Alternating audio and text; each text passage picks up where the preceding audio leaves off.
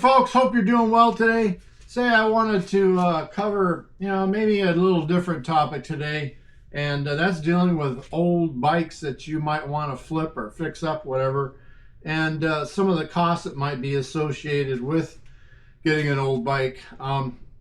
Over time, I've noticed that come springtime or maybe, late winter, that folks on like Facebook Marketplace, whatever, they are trying to get rid of their old junk and they're selling it for cheap. Right now, March 2025, I've seen just a ton of cheap bikes, and I want to try and give you some hints and tips and maybe some ammo how to possibly get that bike cheaper, and also some things to look out for if you're looking for an old bike, because your emotions can get involved and you might just want to be in a hurry because I got to snatch that up before the next guy snatches that up. So I'm going to go over some things that will help you if you want to get that bike a little cheaper and give you some ammunition as far as lowering the cost. Now, there's going to be a lot of bikes out there. I mean, if you're a dual sport guy like me, there might be old XTs, XT350, old DRs like a DR200, something like that, lower CC bikes, Honda XRs. There might be some Kawasaki, some KLX. This is a KLR 250, a 1988 KLR 250. And here's some things that you might want to check. Some things that I've learned over time, just to make a list and go over. Like an old bike like this, probably the first thing you want to check, I would say, besides asking the owner, what they've done to it, a maintenance schedule or a maintenance history, that kind of thing. Just some real simple things like go up, take the tank cap off, look inside there, see how rusty that sucker is. If it's really rusty and the guy's asking too much money, you can say, hey, that looks like it's not going to work. That could be really telling as far as the maintenance and condition of the bike. How rusty is the tank? Because this tank here, when I bought it, the outside, if you can see it, there's no dents, it looks perfect. But the inside was a complete disaster. Take the radiator cap off. Just simply pull that radiator, I can't get it right now, but take the radiator cap off. See if there's any fluid in there. If there's no fluid, that might mean that there's a leak somewhere. Also, like, I'm not sure about other bikes, but this master cylinder here on the KLR, it used a plastic sight glass which had rotted away, and you can get new sight glasses for it, but this was a really odd size and I could not get anything to repair it with, so I had to get a new master cylinder. Just give a quick look at the chain and sprockets. How rusty is the chain? How worn are the sprockets? Spokes, look at the spokes, see how rusty they are.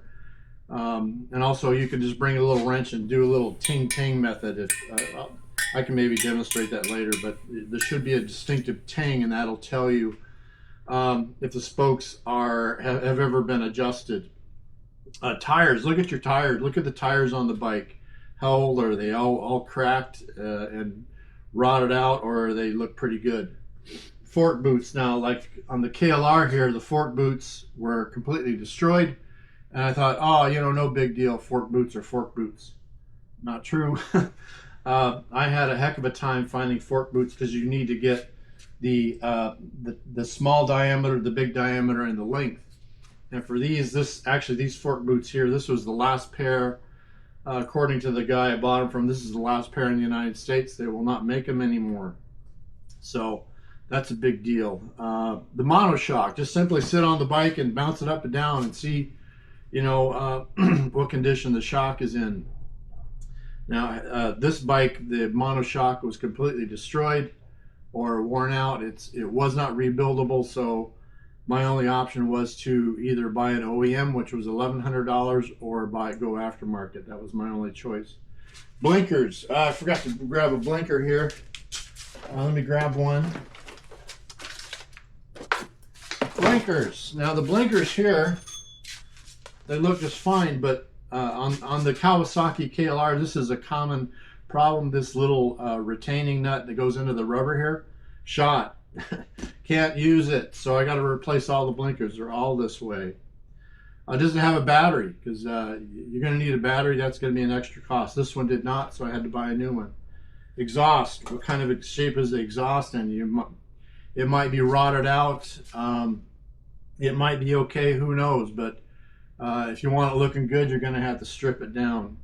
The plastics. Make sure all your plastics are in good shape, or at least there.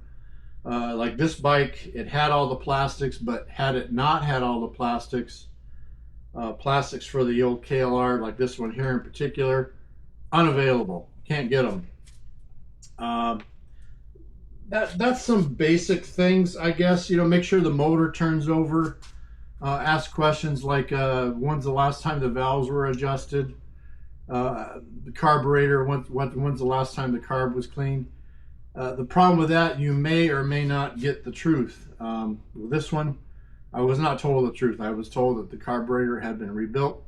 Going through it, nope, it had not been rebuilt. Some things that you can kind of do to help protect yourself from getting taken advantage of, or getting into a situation where it's going to be too costly to repair, or more costly than you would care to put into the bike, is join a Facebook group and simply ask questions about, you know, the bike specific, like this KLR 250. I'm on a couple groups, and I'm free to ask questions about you know, availability, or I can at least search for different things that I want to look at. Make a list before you go to buy. You know, just simple things like I've mentioned here. You check the tank, check the radiators, the master cylinder, chain sprocket, spokes, all those things. Those all need to be checked anyways. Now let's go over some of my costs associated with this bike. Originally, I wanted to flip it. I thought I could make a quick buck. But 2.5 years later, here it still sits. So I'll go over some of my costs. Originally, the bike was listed for $500, and I talked him down to $400. Now, I really should have, at the time, I should have, you know, had a little bell go off. Why is he selling it so cheap? What's wrong with it? Other than it's old. Maybe the guy just gave up because he realized it was going to be too expensive. The master cylinder is still continuing on cost. The master cylinder was $50. The chain and sprockets, you know, they're about $125, $150. The shock, the OEM shock, is $1,100 for this. Aftermarket ranges between $600 and $900. I modified this for a KLR 250 shock, and that was, I'm sorry, KLR 650 shock, and that was $250. The front caliper was totally shot, so I had to rebuild that. I had to get a rebuild kit. Let's call it $50. Tires and tubes. The tires on this were very old and poor shape. The tubes were equally poor shape. Rim strips were shot. So let's call that $200 for tires, tubes, rim strips, all that kind of stuff. The tank, like I said, the inside was very rusty, so I had to de-rust it and line it, and that was about $50. And also, I'd never lined a tank before, so because I was not sure if the liner would hold up, I bought a plastic tank, which was $350, so expensive. The carb, I was told the carb was rebuilt. It was not. It was full of green crud and moss and green crystals and stuff.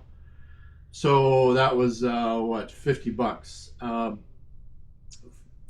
Where am I here? The blinkers are going to be $50. Fork boots, those were $40. Fork seals, I had to redo the forks. If you saw that video, the little fork oil that was in there was incredibly bad. So, and I also serviced the forks. So fork oil, let's call it 25. Wheel bearings, all the wheel bearings were shot. You know, that's one thing you can do on a bike. If you can get it up, just spin it, you know, rock the tires, see how bad the wheel bearings are. But wheel bearings all around, $50. The swing arm bearings on this were shot. So I had to, that's kind of hard to check, but they'd obviously never been serviced. But swing arm bearings and swing arm seals, that was $75. battery 75. Now on this bike too, the front rotor is undersized, so it's under manufacturer's specifications.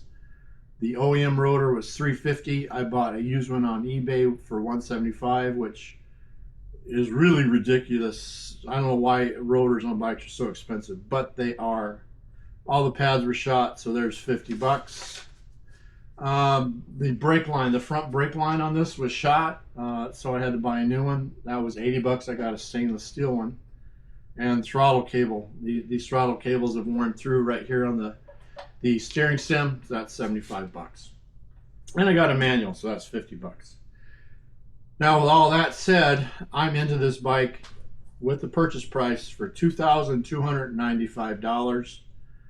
If you were to throw in my labor in there, or labor, you really can't do that because, you know, I've got 40 hours into this. You know, normal 40-hour week. What is that for? I don't know, guy my age, it's about $2,000, say, but I can't really do that. But let's call it $1,000 just to be, you know, a little fair. So that's $3,200, maybe $4,000. At that point, you know, you can't flip it anymore. It's going to be too expensive. My heater's going to go off, so prepare for a little noise. That's going to be a little expensive, and you can't flip it. So you might as well just, you know, at that point, you might as well just look at a used bike that's in good running condition and has been well maintained. You know, for $3,200, $4,000, you can get a pretty decent bike. So those are my basic costs and things you need to look for. I may or may not have said this before. You know, before you go, make a list. Get on Facebook groups. Don't be in a hurry to snatch this up because you might get suckered in. You know, let somebody else get suckered. But that's about it. I hope I covered everything. If you have any questions or comments, put them in the comments below. I would really appreciate, you know, if you're going to watch this video all the way through, subscribe if you like my content. That'd be great. All right. Let's move on to the next video, which hopefully will be riding sometime soon. It's still winter in Minnesota. So, all right. Thanks a lot. Adios. See you later. Rusty. Very rusty.